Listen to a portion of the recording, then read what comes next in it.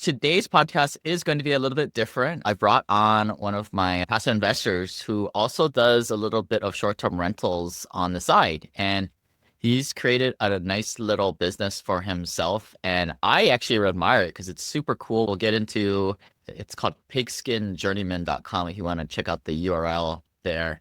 But he decks these Airbnbs out next to cool college football towns and around the football theme.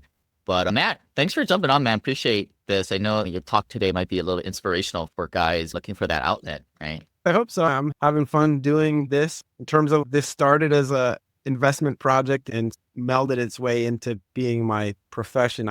In no way would this fall under the simple passive mindset of the way it played out. But yeah, I'm having fun with it. Yeah, so it's funny you say the simple passive world, right? Well, that was when we first met, right? Like 2018-ish or Yeah. I've been in the ecosystem here with you for a while. So I yeah, you've helped me. Even though we haven't had a ton of contact, you've helped me a lot.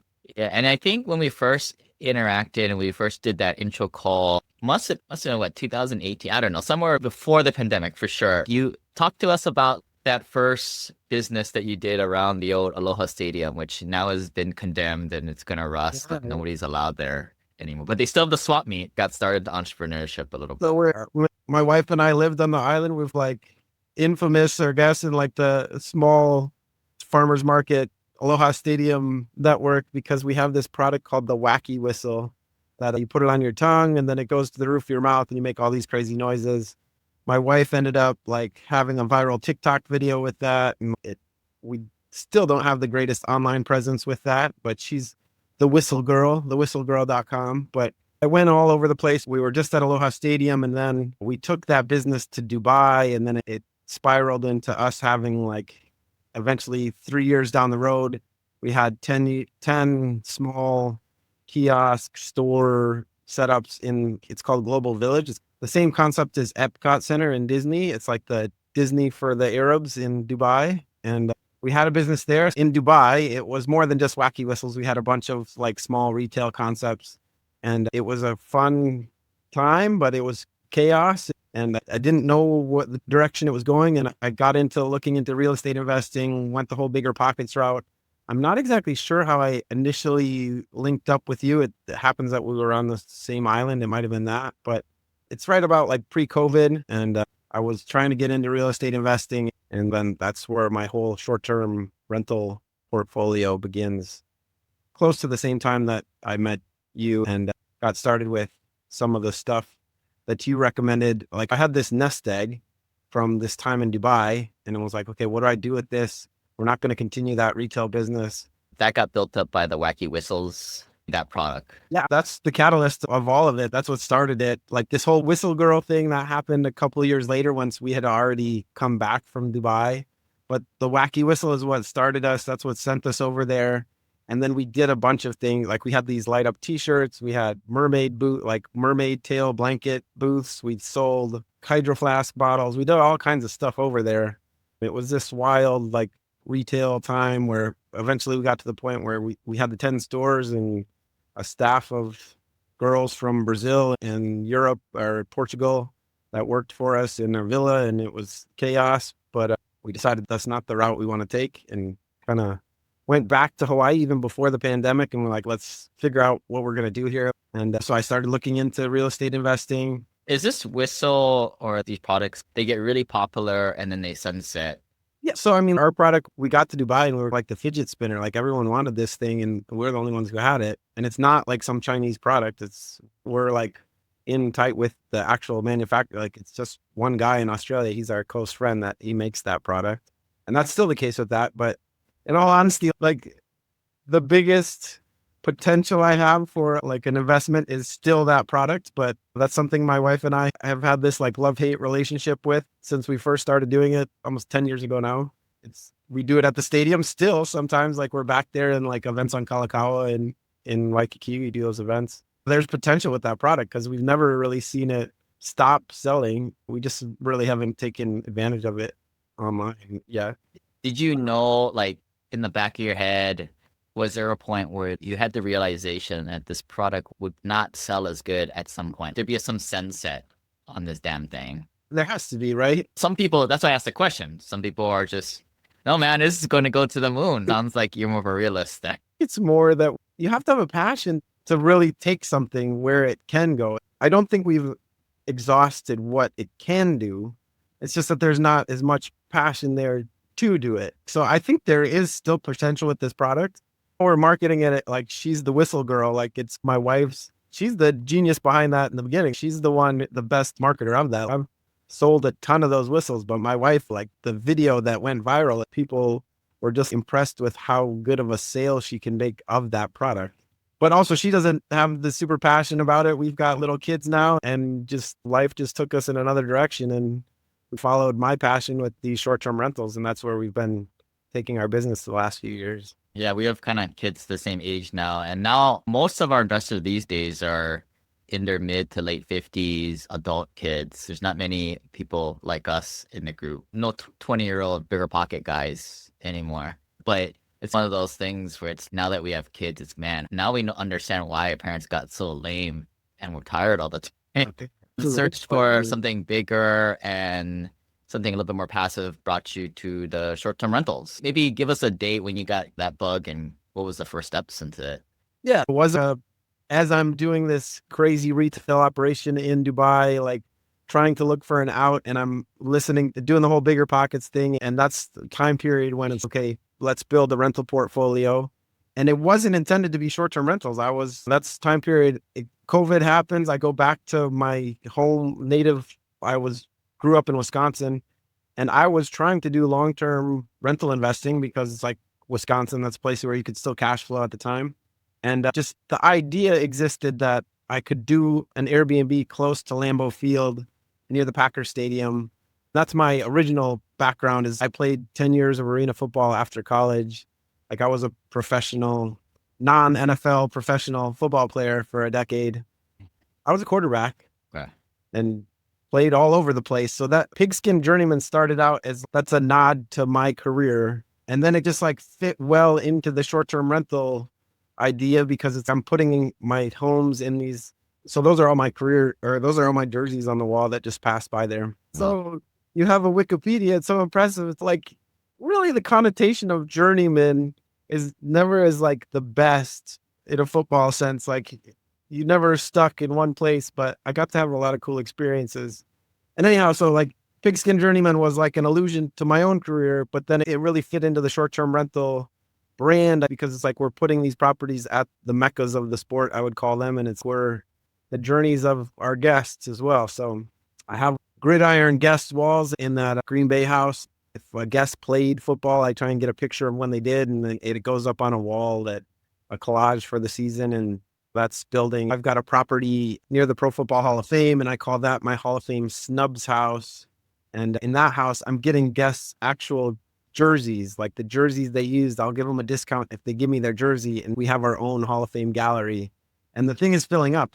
And I'll frame this for the listeners out there, right? If you save 20, 50 grand per year, like as long as you're able to save that amount and do that for a consistent decade, and you're investing, and even if you're just saving the money, not even really investing it, you just save the money and you're able to do some maneuvers with tax, you're able to get to pretty dang close to financial independence. And then now the game is not so much about money, but it's about getting enjoyment. So this is just a pure example of that. And I think, unfortunately, some people like myself, like it's a binary thing. We race to financial independence first, and we don't really sniff the roses along the way. This is certainly, I think, a lot more alignment into something that makes you happy. Certainly gives a lot of people who come here a lot of happiness. Maybe when you were younger, did you always was like hanging out with the uncles or your dad watching football in a place like this? Was that part of the childhood or? Yeah. So if you grow up in Wisconsin, it's Green Bay Packer football it's like religion, really. I went to Georgetown. I grew up Catholic. So it's like, I go to mass, and then it's like your whole time growing up, it's like the priest knows got to do a quick homily during football season because people want to get to their Packer parties.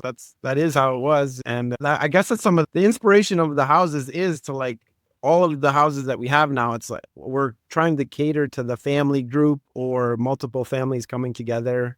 There's a lot of like gurus in the short-term rental space, and I've been ahead of the curve or of all the trends that are coming. It's like, this is the house that you're passing through. That's my first one.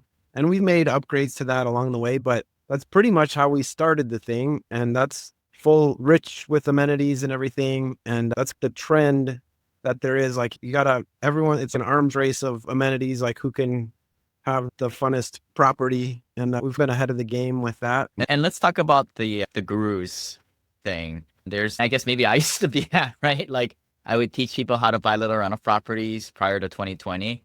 And we built, I think that's how we started the Simple Passive community, Wealth Deliver community back then. And then, yeah, like there was a certain point around 2016 to 2019 where you just weren't able to make freaking cash flow work in those little rental properties. So then the rise of these short-term rental gurus, right? It just doesn't, every few months I get a guy to pitch me to be on the podcast. And that was why I brought you, Matt, because I didn't want a stupid guru. I have a no guru policy on this podcast, which is why most real estate podcasts suck, because it's just bringing on some guru who's wanting to sell their. I don't have smart enough to get myself a course. But I think that's also created a lot of competition for you, right? Like it brought on sure. a lot of amateurs. Like what I walked into in Green Bay when I first came, I went into that with no knowledge really, but I could see when I went through the short-term rentals that existed there, it was, how many Packer logos can you put in a 1,500 square foot space? It's on the bed sheets, it's on the toilet cover, it's on every, like there, but with no sense of design. And now this space has gotten, there's a lot of people that you need the professional photography. You need somebody who actually knows how to design a space to help you with this. If you don't have a wife like mine who can help you with the interior design. She helps with that portion. I have a lot of these ideas are mine, but in order for it to look good the way they look in the pictures, that's has to, a lot more credit has to go to my wife than me. Yeah, you're doing real estate professional status, I take it. I didn't necessarily intend for this to become my profession, but I'm definitely meet the hours requirement. The gurus in the space would have had me expand more by this point, and like more of this being, I need to have VAs or people help me with communication. But part of the reason I've been as successful as I have is like the house has got elements of my own career in there. And the fact that the guest knows that they're talking to me has helped me put my properties on the top of each market that they're in. But that is not a sustainable model. And I am already like to the point where I'm probably stretching myself too thin on doing this. But at the same time, it is like you said, people that are picking my property like this football theme that I've put to it. We already have. So by and large, I get to deal with people that I like to deal with. At the same time, it's as I just got through like another rush summer season, and this property that you're looking at now with the pool, it was my first full year with a pool property, which like the hot tubs are one thing that you can never, it's impossible. Like you're always going to have complaints. This was my first year with a pool to have complaints about that. There, you have to have thick skin, but by and large, I'm still having fun with this. I want to get into the numbers a little bit, but I did talk to a lot of people who maybe the husband works as a doctor or makes over a few $100,000 a year. And then the spouse is a stay-at-home, maybe with kids, or makes as a teacher. Seems like we have a lot of teacher spouses that don't make too much money. I know because mine's used to be a teacher. Sometimes I ask, hey, does your spouse like interior designing? It reminded me of you guys. And sometimes it is, and maybe something like this. And then the added impact of getting real estate professional status for taxes comes into play. I know they don't like interior designing. So, well, what the heck do they like? And that kind of kills the conversation. But I think these are some good questions to ask for people to ponder to align taxes and enjoyment of this. But let's dig into the numbers on this one, because this is your mid-tier one. We'll get to the bigger one later. But this is just like an average house, right? Yeah. This one is in Massillon, Ohio, but Canton is the neighboring town or city. That's where the Pro Football Hall of Fame is. So my trajectory was start in Green Bay, then we go to South Bend, which I think we'll get back to that, by Notre Dame. And then this was after that, we moved here next to the Pro Football Hall of Fame in Massillon. Canton is where it actually is, but Massillon is like the rival city, neighbor city. Part of the reason I went to Massillon was because Canton is as like much of this short-term rental world, like you get legislated out, and that's the risk of these things. So I couldn't get into Canton, and Massillon was still, you could do it. And that is like totally a football central town. Like it's high school football. Paul Brown, like the guy who started the Cleveland Browns, are named the Cleveland Browns because of Paul Brown. And then he also starts the Cincinnati Bengals down the road. He started in Massillon. He was the coach in Massillon. There's a whole history there. But yeah, so this property is just, it's a very much blue collar town, not far from Canton, Ohio. And I'm trying to cater to the guest that's going to go to the Pro Football Hall of Fame. But the real genesis, like idea of going to Massillon was that if you zoom out there, you're going to see that you're 1 hour away from Cleveland, Ohio. You're 2 hours away from Pittsburgh, and you're less than 2 hours away from Columbus. You've got Cleveland Browns fans, Pittsburgh Steelers fans, and Ohio State fans. I'm right in the middle of that triangle there. But it's not necessarily a launch off. Oh, we're going to go meet my buddies. We're all going to fly into Pittsburgh, go to a Steelers game. It's not necessarily that. But that's not really the thought there. What It I'm was thinking, more the Wisconsin property. so the Wisconsin property is straight up like you're going to a Packers game. I'm walking distance to Lambeau Field. And similarly, my South Bend properties, it's the same. It's like you're walking distance to Notre Dame Stadium. This one, the idea was like, I'm going to put myself in the hotbed of like just football fans in general. I'm close to the Pro Football Hall of Fame. So I had to do what they would not suggest you do. And I'm making a guess on this, but you know, I knew that like I scrape all the data that everyone in this space does to like see what people are making. Like AirDNA is a popular one.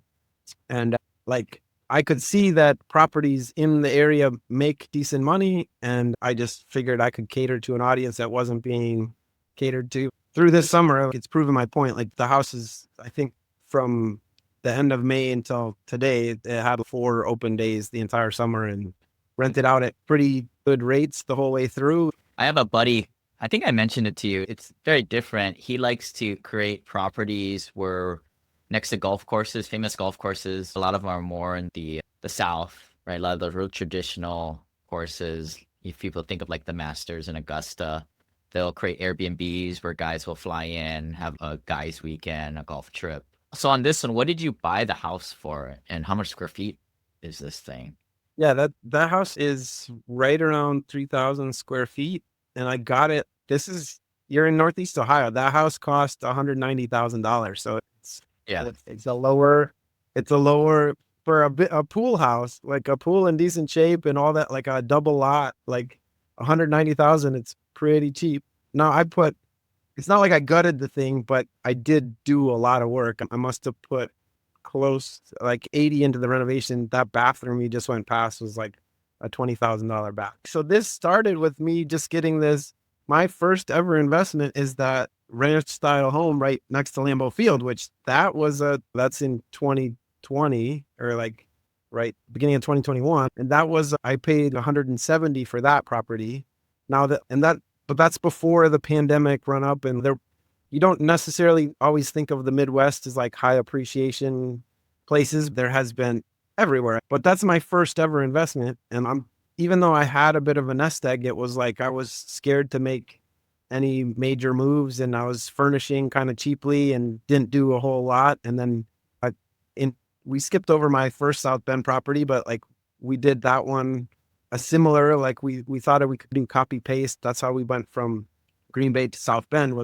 I figured I had the exact same market, really, just in a different location. Green Bay, you've got the most historic NFL team with the national fan base and a city that like doubles in size when you have a game. Well, South Bend is exactly the same thing. Notre Dame is a national fan base, a small city that, you know, when you have a Notre Dame football game, those fans are coming from everywhere. And even more so than with the Packers, they have like they're deep pocketed fans. So right now, if you sold this thing, what would it be, like 250, 300? Yeah, I think I put this one at 300. And so there was no way for me to really force a lot of equity into this one. It was like I was making upgrades that are putting me above what is around me there. So I can't really comp out much higher than that. Yeah, and a lot of the upgrades that you did, it's not exactly made for a retail or home buyer. So you obviously do different renovations if you were just gonna flip this thing. But say if you, what would this thing rent out per month? I mean, just right there, I think it's not. Maybe you get 3,000 there. So for this property, I know that there's no cash out refi for me to chase after. So I really, to be honest with you, I haven't even really checked it. Well, you obviously it's not gonna be Fannie Mae, Freddie Mac, but maybe shoot me an email later. I got a strange non-conforming lender that you might want to talk to for weird things like this. But yeah, we can talk about that later. But so this thing rents for 150 a night or base. What are people normally renting this thing? How many nights? Yeah. So on the site there, it doesn't give you a real great idea, but through the summer, it was like 700 plus per night. And we were pretty much booked straight through. So this thing was Wow. really well through the summer. It's seasonal though, right? So maybe let's not really focus on the highs, but what's the average annual? If you break it down on an annual basis, what do you get for revenue per month? Just so we can compare it likewise with the long term. Right. So yeah, my numbers are going to look amazing when you want to compare it to a long term, but you have to take in mind that I'm working to do this. Like this house for this year is going to do, my revenue for the year is going to be about 120,000 on this house. So 10 grand a month, which is 3 times what you'd get from a long-term rental. But are you cleaning this thing? No, I'm doing everything everyone is doing. Like I find most of my cleaners through this service called Turno that really does a good job of making the process easy for you. That as soon as I have a reservation, like they get it goes to I have a starting cleaner and then I have backup cleaners. So as soon as I have a reservation come, I've got a property management software that it will kick it to Turno and then that will kick it to my team. So I have 3 cleaners on each of the properties, double booked or something, then kick it to a backup. But yeah, so I'm self-managing, but it's like all of these things. All that the guru needs to tell you is, look, you need a cleaner and a handyman. And if you can find those. We're back. I had to get the baby. Baby was interested in how to make money. Maybe I can trick you into being an interior designer to somehow backdoor your way into being a real estate investor and an entrepreneur, as opposed to just wasting daddy's money buying whatever you want with my money anyway. But hey, that's how you get them around each other, right? I guess that's the whole point. So let's go with the last house here. This is the big one, right? The 13 bedroom. So that's the combination of 2 houses. So it's 2 different houses. I list each house separately and then I put them together as the Rockne compound. Newt Rockne is like the patriarch of Notre Dame football. The first house, I saw it was on the corner of Rockne Drive, and that's close to the stadium. And that was enough to make me make the leap and do it. And that was a rental property that we had to put quite a bit of work into. And then these photos here are the house next door. I ended up, when I got the first Rockne house, I called it, my neighbor, we became good friends with her, and she was 80, and this is a bigger house. It's 5 bedrooms and 4 bathrooms. And she was like, well, you should have bought my house in the first place. And just timing worked out that she did end up selling, and she sold it to us. And this one, we actually did work with a design company that stepped up our level. We've stepped up our design game a bit here with these guys. What'd you pay them? What'd you pay the designer? It was not cheap. It was like 18 grand just for their design, just the design itself. And then I had them, because I was doing this one remotely from Brazil, actually, at the time. And it was like another 18 grand for them to just manage the contractors and then put all that furnishing in there. And then obviously they have markups on the furnishing in their design. Yeah, like with our apartments, like a 200, 300 unit apartment, it's the same price. Might be a little bit more expensive, but it's a lot easier. And I feel like with them, it's, hey, here's the color swash. And they don't really, it's actually, yours actually seems a lot more difficult and maybe potentially man hours at the end of the day. So that sounds about right. So what you're seeing here is it's actually 2 different houses. So now you're going through, this is my original Rockne house here. This one, we just got featured on a CBS show, CBS in Chicago and South Bend, and then the Destination channel, which I think is like a Roku channel. But it's a short-term rental show called Staycation Sports. Like, just they're featuring sports-themed Airbnbs, and we made their cutoff. You're next. They're right next to each other. How often does somebody rent both of them at the same time for a Yeah, big family gathering? so the new house, we just got that on the market in May, just in time for Notre Dame graduation, and didn't have that much time to build up momentum with the listing and everything. But for the Notre Dame games coming up, we've had 6 games. I think 3 of them ended up being the compound, like the joint houses. More for that when it's more rare, right? To Yeah, get so such I a did. huge. So I do up my rate some, even higher than if you were to find, you could hypothetically find the 2 of them separate for a lower rate, but I'm anticipating getting a guest further out and I've got those rates higher for that. Interesting dynamic, right? Because it's like the opposite of buying in bulk. You're buying bulk, but you're paying more. You could find the 2 separate, but it's a very specific client. I'm like, it's a guest that's already, they're looking for a place that can host 30 people or whatever they want. And so when they look for, they're not even going to see my houses with alone or separated because it just won't come into any search. But yeah, it's worked. It's worked pretty well. Like even, I don't know, the coaching staff of Central Michigan University's football team was like, they came to Notre Dame to like, I don't know, during spring camp or something, spring. And one of the houses I say can host 18 people. The other one can host 17. But in reality, so this was a coaching staff. It was 16 guys, but 16 adult men are never, even though I will accept a booking for 18 people in my first house, that's every bed space. So you're not 16 football coaches going to be splitting queen beds or something like that. So they booked the compound, the 2 houses together. And then that's like the type of group that I didn't even know in the past that was out there that I was hypothetically missing.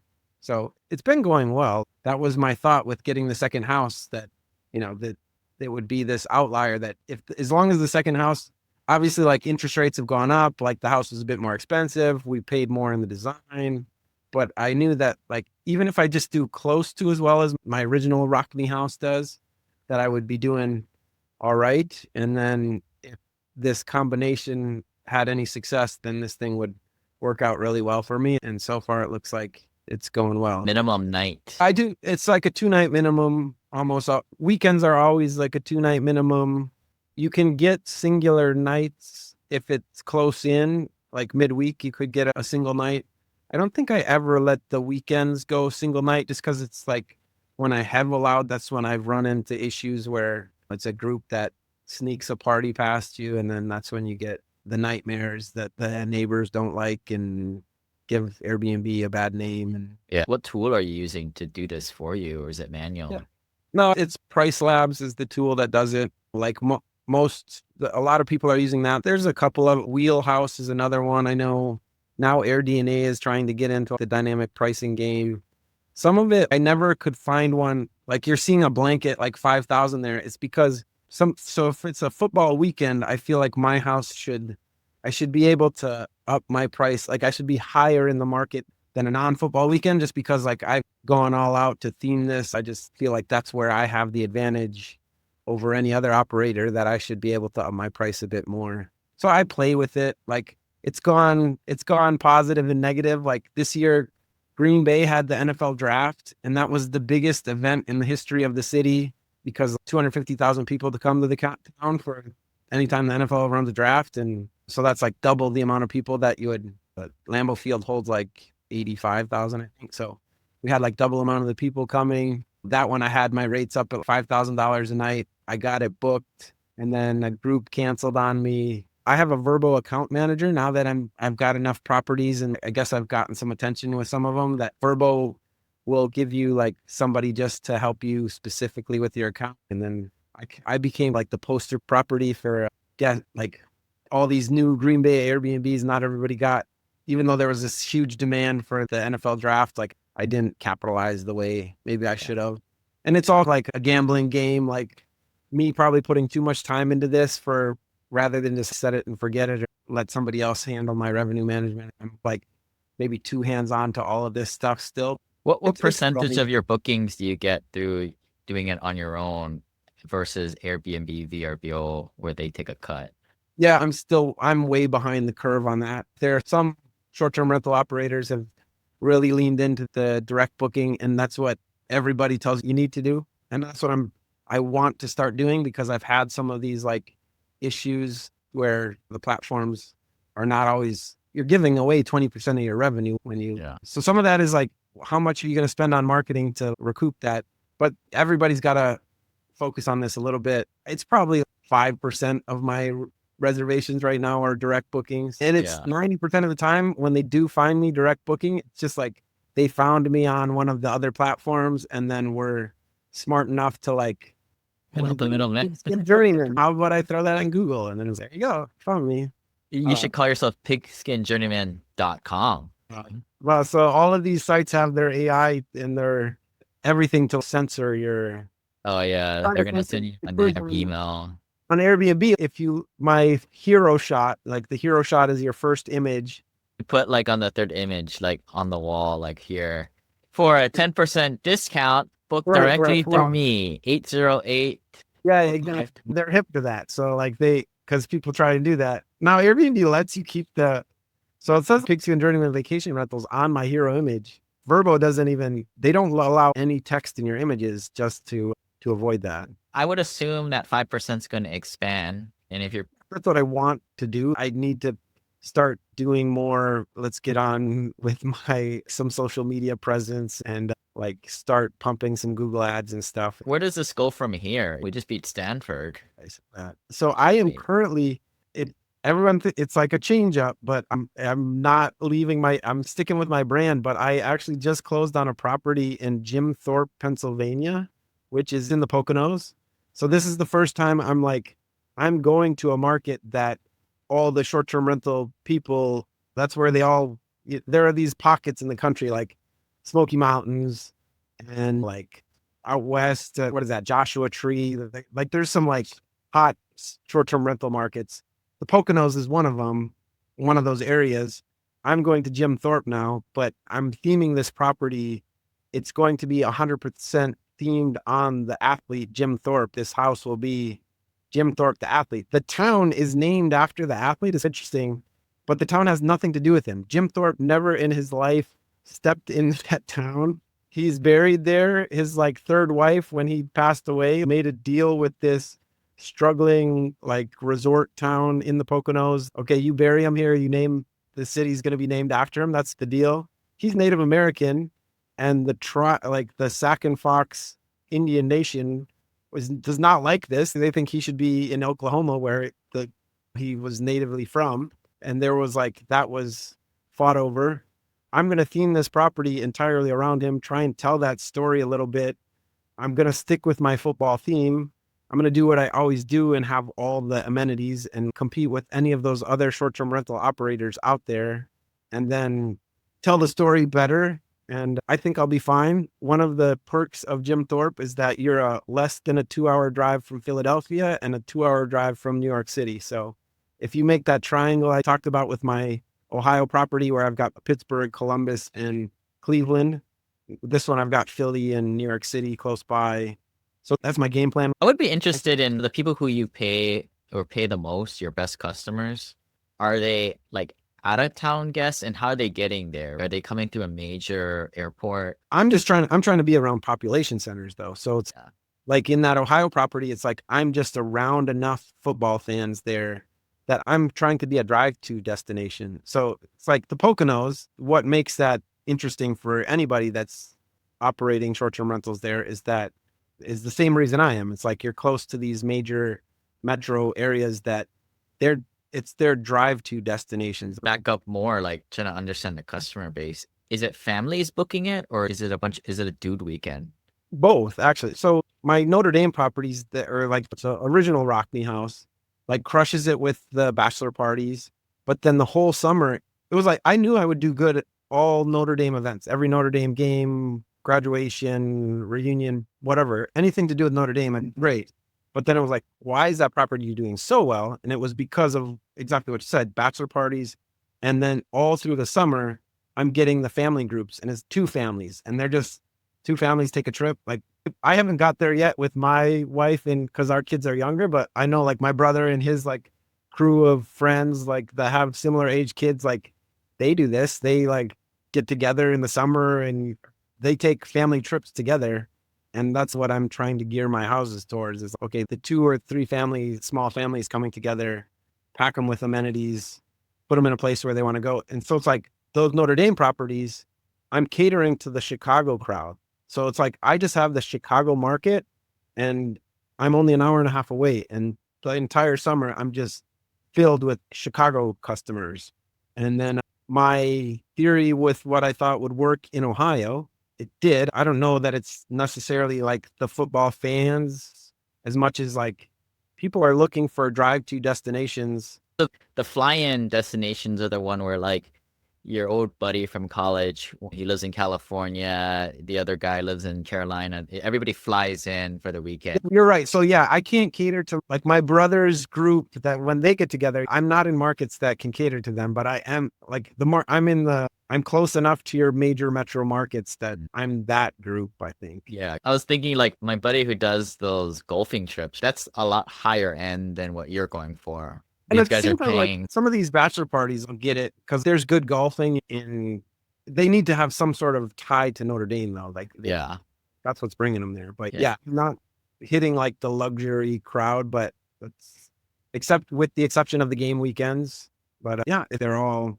But I think the important thing here, like for people listening, it's not rocket science, folks, and you improve as you go along. It's a very fragmented product space out there. All you guys listening are pretty smart. You guys listen to podcasts. It's not anything that anybody can't do. You would agree, Matt, right?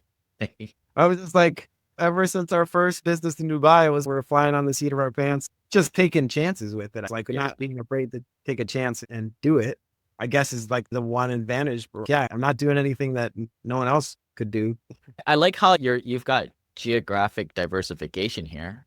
Yeah, I mean, this is a new one for us. Like now I'm going to a traditional like tourist market or like short-term rental market. Yeah. But yeah, I mean, there's definite risk involved. Like I'm like one bad legislation change away from all of a sudden this, because I don't know that, I guess the Green Bay property, like that thing is on such as, I got that before interest rates went up and everything. And again, it's backed by real estate.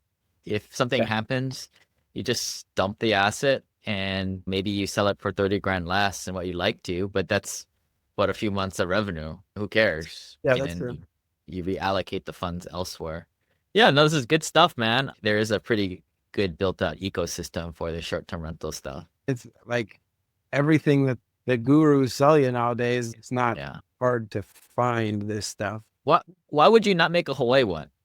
I mean, made a list of like, where else do I want to do these things? Polynesian football culture is amazing because I'm willing to have, even though I'm like so football addicted, I'm going to go back there and my wife wants to live there. And I'm like, I'm down with it just because like how awesome the Hawaiians are with the sport and like the 8 major high schools there, like how much talent they produce. But why can't I do it in Hawaii is because the island's out legislated the whole product. Like it's impossible. Oh, yeah. Well, unless you live on property. But then you also have to consider, look at these ranch style homes I'm doing. Like I could do 10 of them for what it would take me to do one not as nice house in Hawaii, really.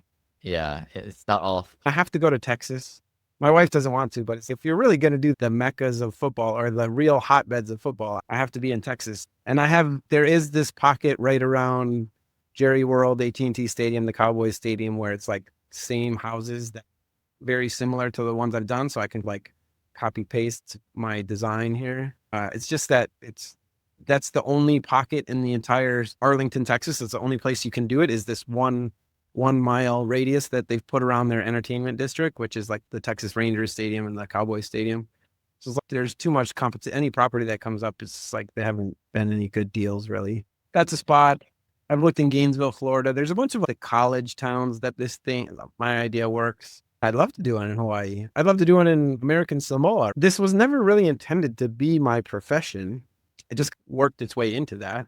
We're doing all right with it and we're doing our little things on the side, but I'm getting like, I think you can only do maybe, as I'm doing it right now, there's only a couple more that I could do before I need to start restructuring the whole thing and getting myself out of it. So in all honesty, like before I keep getting bigger, like we're doing this one in Pennsylvania, but before doing the next one, it's probably me restructuring this to pull myself out Or then the next thing that we've talked about is like the next graduation, like always looking to, you started with turnkey short-term rentals and then worked your way up to major syndications. Like this world, where do I go next? And the next graduation is like the boutique hotel space or something like that. Yeah. Saying is what got you here isn't going to get you to the next place. That's right. Yeah. But I'm not afraid to like, okay, it's also not that like the skills that I've picked up in this would not apply. It's going to be a different project, but like looking to graduate to the next level up the elevator or whatever, there for sure is something beyond what continuing to scale this. I think it goes another direction before it just goes to this same path for another 3 or 4 properties. But it's always nice to have some kind of leg up, right? Like for you, maybe it was the Wacky whistle, right? It made you some money, got you going on the next one. So the question is, what is it after? And I think there's some interplay with the next generation, right? Like they luckily don't really have to play the step up formula to go to the next biggest thing. They're just going to be put on, I guess, literally floor 4 of the wealth elevator in a way. I think the theme of today for you guys listening, find something you're passionate about. When we were in Japan, we went to this house. It was like a Totoro house. You know what that is, Matt? It's like anime characters, like this kind of big puffy anime thing. But they decked the house out in all these little figurines. Quite the opposite of a bunch of like pigskin pics. The same in that they really leaned into the theme. That's one of the things, like do the theme and do it authentically. Someone else could have done the same thing, but just a couple pictures and they think that I've done the theme, but it's, that it worked because they leaned into it. You know what comes to mind? Teddy's, the burger place here in Hawaii, Teddy's Burgers. Yeah. He passed away recently. He was actually an investor on our list. And I had lunch with him one time and he told me the story about how they made the burger. I think it was North Shore was the first one. But during that time, he was super excited and passionate about like the Tex-Mex. They made like the barbecue place after that. Passion was always just food and expanding the business. Great example of, they had the burger thing. I think they sold it though. They ESOP'd it or they sold it to corporate or private equity. But the creative or business entrepreneur spirit was in there that needed to create something else, right? What's on, other than these little houses, these themed houses, what else is next on your mind? Yeah. So, right. You're catching me right when I'm in the midst of, I'm traveling to Pennsylvania this weekend to go back. Was one of the motivations for the Wisconsin house, right? That was where you had family or something out there. Yeah. You get tax benefits of Right. going there too.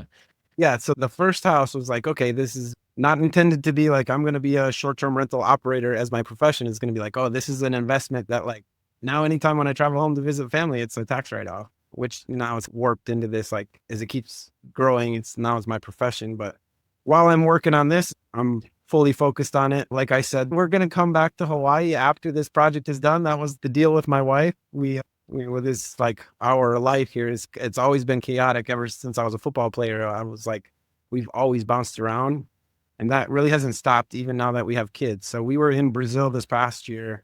We were about to come back to Hawaii and I made the strong arm move that before we decide that Hawaii is our long-term home, which look, I love the island, but if you have to run business in the mainland, it is not the easiest thing to do. And so I'm dealing with guests where it's like they're checking out at 11 and I've got 6-hour time difference. So it's 5 a.m. for me. So it's like, if I could get away from the 5 a.m. calls and stuff, my wife would just say, get yourself an assistant so you don't have to do this. But in any case, she's Brazilian. I'm from Wisconsin. The whole like Latin American Midwestern couple, it makes sense. We're in Miami, Florida right now. Like I made the decision, like, look, we have to at least test this city before our son gets into kindergarten. And then we both grew up with like stable friends the whole way through. So it's a good chance. Anyhow, I'm telling you more story I have to, but we got this property, and part of getting this property in Pennsylvania is, okay, you get to do your business thing, husband. Now, when we're done with this, we're getting back to the island where she wants to be back there. We'll be back in Oahu after we get done with this project. And then I don't know, like maybe it's actually try and play out this whistle thing and see like there is more exponential potential on that by far than these houses is as good as I can possibly run them. There is a definite cap. Whereas like e-commerce, there is this hypothetical exponential potential if you do it right, that like we said, it doesn't last forever, but there is that's out there for us. And then ideas to continue growing this, like maybe it's a boutique hotel, maybe it's just changing all together and just doing syndication stuff. Cool. I guess we'll check back in 5 years and we'll see where this goes. Matt's been a passive investor and it's always a blend, right? Some people out there, they run their own startup. They're highly volatile in terms of their business.